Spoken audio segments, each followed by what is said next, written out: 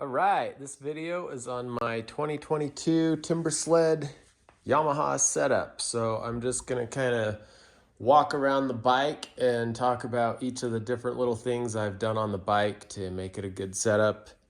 Ridden it 5 or 6 times this season already, and man, it's feeling dialed. So I am gonna start from the front to back. Before I get too into this, I am going to say that if you are starting with a brand new fresh setup, you don't already have things like an engine jacket, a thermostat, which we can't, well, it's hidden under here. There's my thermostat. If you don't already have a setup and you're starting fresh, then I recommend getting the Selkirk setup. The Selkirk setup is a pretty slick system that goes around the whole bike. It acts as an engine blanket. You can buy it with your thermostat. You can get heated bars with it. I mean, it's kind of a big package deal. You just check yes or no on their website and get things like foot pegs and all kinds of cool stuff. So, having said that, I already had things to take care of temperature on my bike. So if I were starting fresh, I would have a Selkirk. So that's that. So yeah, this year I've got the Riot3 Pro and I am absolutely loving it. I'm gonna start up in the front with my front spindle or ski.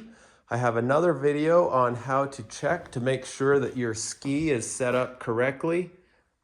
Just in 10 seconds, I can tell you if the bike is sitting flat on the ground, you don't have your wheel kit on.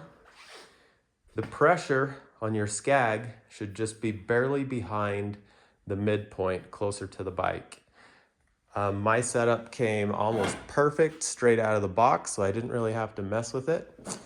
As far as wheel kits go, I actually really like this simple setup here where you replace the stock bolts with these longer bolts and these little hooks. You put those wheels on it. I can't remember, the guy's name is Jeff Rydek or something. He makes these. They're a very simple setup. Yeah, they're like $100 versus $400 before I leave this area. You see I have an extra spacer right here. If I were to do this again, the reason I'm doing this is to kind of help provide some just more structural stability up front. Now, if I were to do this again, I would not get this. I would buy, if you're gonna get the Timbersled wheel kit, let me come over here real quick. The Timbersled wheel kit comes with this black spacer. Now, whether you do or don't have the Timbersled wheel kit, buy this spacer instead of that one to provide the structural stability. Why? Because if you're out and about and you don't have your wheel kit and somebody else has one, boom, you can use that one. And there you go. So that's that. This year, I left off my fork guards and I'm just running these Tusk fork seal covers. So far, they seem to be doing the job pretty good.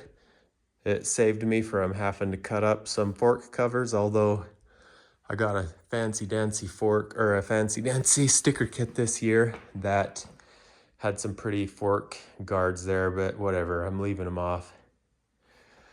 Moving on, beyond the front. I've got these radiator guards, or radiator guards for the Yamaha are not too easy to find. These ones are from Unibiker. There's links to all these things in my video description. These ones work out really good. I've made some radiator blockers that fit right down in between the radiator and the radiator guard there. It slides down in there to block off the radiators when it's getting deep out. So yeah, We've got the PST engine jacket. The skid plate kind of holds it all up. Over here, I actually made my own extra guard to go over everything. The PST stops about this level. They do have another flap that comes down, but I like my own little, I got this material from Drifter's Products. And then, yeah, I just kind of cut it and made it fit and work for me. So between this, my PST engine jacket, my radiator blockers, the thermostat, which we can't really see, I guess you can, it's right in there. Between those things, I've completely covered the motor for those big powder days, and I can remove the radiator blockers. I can take this off rather quickly with a couple zip ties. I can also fold this down or just take it off on those spring days when the bike kind of wants to overheat. I do not have heated handlebars. I kind of wish I did, but to be honest, these Power Mad hand guards that you can see they've seen better days. I've hit quite a few trees with these things, but they're about probably 5 or 6 years old, maybe even older. They're about $60. These things keep my hands warm, I would say a good 90% of the time. So I have wanted to have heated handlebars every now and then, but for the most part, I'm totally fine. I actually have some heated gloves this year too. Between the heated gloves and these, I just don't see the need for heated handlebars for me. But heated handlebars are dang nice if you can get them. Let's see, we got our Trail Tech temperature gauge routed up, and I just used a razor blade to kind of set it inside of here. As far as fork setup, I have the Air Pro Plus. I have 0.62 springs inside my forks. I run 10 weight oil, the 0.62 springs, plus I run the Air Pro, and that is a pretty good setup as far as not bottoming out doing bigger jumps. I have my Air Pro set at 10 PSI with this setup, and it does pretty good for jumping around and not bottoming out. Just recently, I had a chance to ride a bike that was set up by RMR Suspensions, and that was by Rod Matichuk up in Canada. It cost approximately $1,000 US to have that job done. That includes shipping, getting it back and forth. I rode that bike back to back against mine, just up and down a road that had some chopped out whoops in it. And all I can say is, holy cow. There is definitely a good, better, best situation here. The Air Pro is good if that's all you're gonna use. Don't wanna touch your forks. The better setup is just getting some heavy fork springs. The best setup by far is having RMR suspension revalve your forks specifically for snow biking. It brings all the plushness back that you are used to on your dirt bike, yet it also has good bottoming resistance for those bigger hits. So riding mine down the road, it's set up very stiff right now. I don't really have much plushness, but I have great bottoming resistance. So if you're thinking about going dedicated dirt or dedicated snow bike, dude, just get your forks revalved.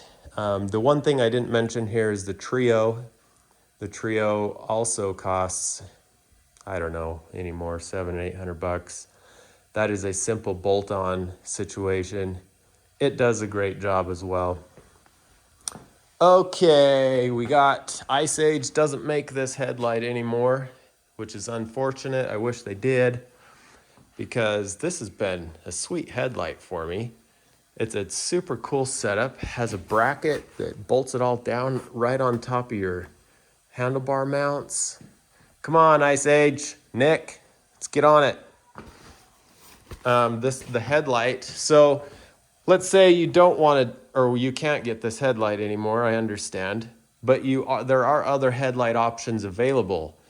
This is a standard motocross bike, YZ450. It is electric start. It's got a battery in it.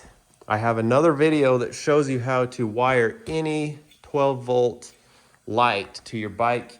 You simply wire it down to these diagnostic ports that's on every Yamaha. We got the negative on one side, the positive going in on the other side. You need some special Yamaha clips that go in there. I actually have some for sale right now on eBay. It's honestly super easy to tap into this 12-volt source on the bike and have a light. I got my light switch under here. See, it works. It's pretty sick. I talked about these PowerMad bar mitts. I forgot to mention one thing. You see how it's kind of droopy? Well, it broke. But if you whip out your sewing machine, here, I left this one loose so I could show this. You whip out your sewing machine, you can sew this little loop right there. And that loop just goes around your handguard. And then it will hold it up a little higher for you. I really like these PowerMad bar mitts because they're bigger and more open. They don't block, or they don't get your hands locked up in there. Like if you crash or something, your hands can pop out really easy. So yeah, I really like these ones. I've seen some other kinds that like wrap tightly around your hands, and those ones scare me a little bit. Okay, while we're up front, we'll look at my intake. I prefer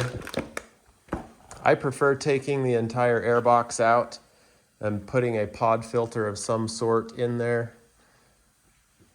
So I've got a pod filter in there. You can build your own pod filter.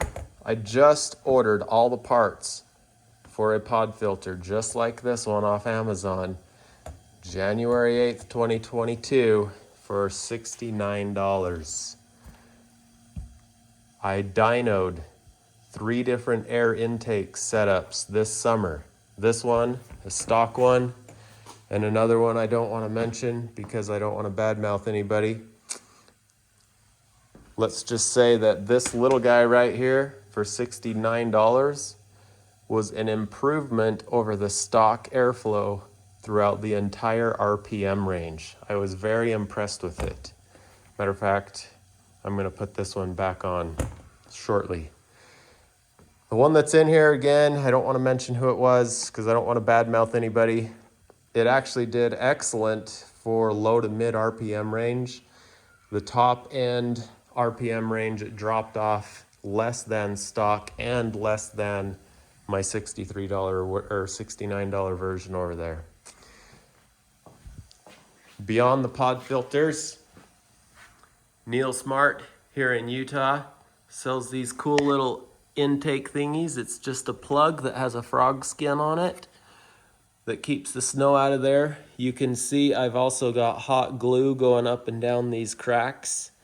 On the inside of there, you need to make sure there are some holes. I'm sorry, you're not going to be able to see them. There are holes inside your intake scoops or whatever here. I tape all of those off, so on the big powder days when powder's blowing up through the front here, powder doesn't blow up in here and get all over your pod filter. You can see I've also taken black tape and taped off these cracks and edges. 95% of the time, I never ever see snow in here. 2 weeks ago, we had two 3 to 4 foot powder days back to back. And it didn't matter what setup we had. My setup was getting snow in here. Every other bike out on the hill was getting snow. I was with a couple KTMs. All their air boxes were packing up. Those super huge, light, fluffy powder days, there's just not a whole lot you can do to keep the snow out of whatever intake you got. But this pod filter system works amazing almost all the time. If snow does get in here, the fact that there's no air box if snow does get in, it can drop straight out and go melt off on the motor. It works pretty good. Moving on. This chain, I take the Timbersled chain off. I don't even use it. I think this is a super bike chain. Biker MX, I believe, is the name of the company that makes them. I'll put a link to the chain in my video description. It's the BXMR series, I think. Again, I'll put the correct link in my video description. This chain freaking rocks. The stock Timbersled chain, you won't get even a mile down the road before you have to stop and adjust it. If you don't, it'll be so loose, it will break this plastic adjuster, plastic slider that goes around the frame. Here, we got a good example. We got an Aero 3S over here, waiting to go on something. This plastic slider, you will break it really fast if you are not very on top of adjusting your chains on those first few rides on your Timbersled. You get down the road, that chain gets super loose. Your sprocket's right here spinning the chain. If your chain is super loose, it essentially throws the chain back up into this and it will break it. This Biker MX chain that I've got on over here is so sturdy that I didn't have to touch it until after the first ride. A stock Timbersled chain, you will literally adjust it 4 to 5 times on your very first ride, or at least you should, to keep it tight all day and not break stuff. So yeah, that's the chain. I've already mentioned, or maybe I didn't earlier, I'm trying out the TKI belt drive system this year. So far, to be honest, I haven't noticed a whole lot of difference. I'm going to ride it a whole bunch, and then I'm going to put my chain drive back on and see how it does. While I'm in this area, you can see back here this blue material. I took some of Drifter's product material, I chopped it up and just I made an engine blocker. So no snow from the track will get thrown up on my engine from the back. Also, you can see I'm running the solid strut this year. With this Riot3 setup, it actually works very well with just the solid strut. I have the TSS strut system from my previous bikes. I have it sitting in a box, and to be honest, I just haven't felt the need to put it on yet, because this solid strut's working great. While I'm talking about the solid strut, at least as far as the Yamaha is concerned, 11 7/8. That's what it needs to measure.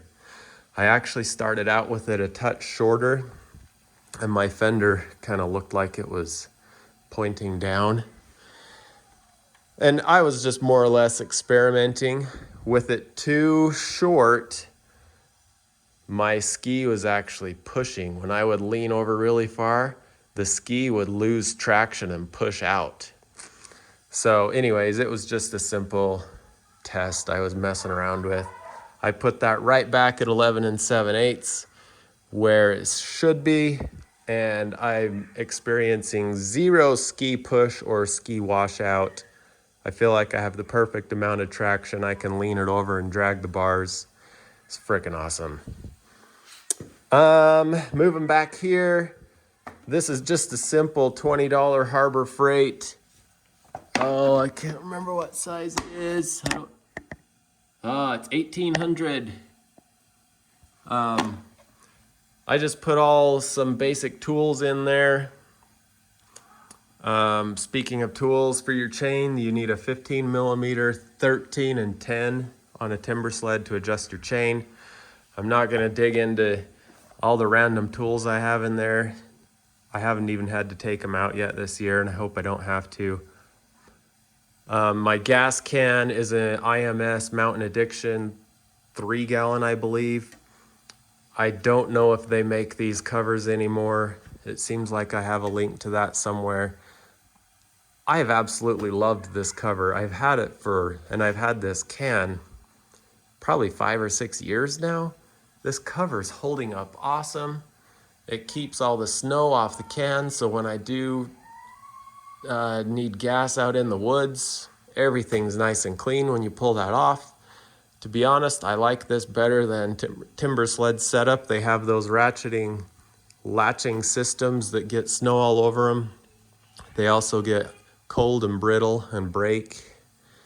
Yeah, I like the good old Mountain Addiction. I've got it mounted on some rails down there. I'm using the stock Timbersled holes to put that cover in. I guess I don't know why I'm talking about this if you can't even find that cover anymore. Moving on to the track. I loosened the track up a lot. If I lift this up, I don't know if I can do that and film at the same time. Oh gosh. Yeah, I can't. It has at least 1.5 inches or so of free play. I have not heard or felt any ratcheting yet, but the key there is make it as loose as possible. The looser, the better. You just don't want your bike ratcheting too much. I guess besides that, that's setup kind of stuff. I did do a little motor work to my Yamaha this summer. We got 8 more horsepower out of it. It's quite noticeable. And I won't go into details on that. I forgot to talk about my foot pegs. I've got the Flow foot pegs. You can see those cut marks. I took my hacksaw and cut out the middle of them. That is way cheaper than the IMS or Fastway foot pegs. And they work awesome. I've been running those for 3 or 4 years now, no problems. I like those little hooks right there for tie down straps. And I think that's about it, guys. I'm really liking this setup. If I were to do all of this again, if you buy a new seat, just take it from me, do not get their firm foam. I broke my tailbone a few winters ago on a jump. I had the stock seat on. My tailbone went through the seat, essentially hit the frame of the bike. I broke my tailbone, so I thought I needed hard seat foam. Man, that thing is hard. Seat Concepts is a pretty awesome product. Guts also makes a good product. They can give you an extra inch, but you don't have to get the hard foam. You can get soft, and it would actually be really nice. Okay, that's about it. I am sorry this video is extremely long. If you made it this far, you'll have to make a comment, and I congratulate you for making it this far. This was probably my longest video to date. Thanks for watching. I do need to mention I am an Amazon affiliate, so the links you see that go to Amazon, it doesn't cost you any more money to actually buy or purchase using those links. But when you do, they give me a tiny bit of a kickback, so it's kind of cool how that works. So I would appreciate it if you'd use those Amazon links, but I just wanted you to know that. And that's it. Thanks for watching. Be safe out there. Enjoy the timber sledding season.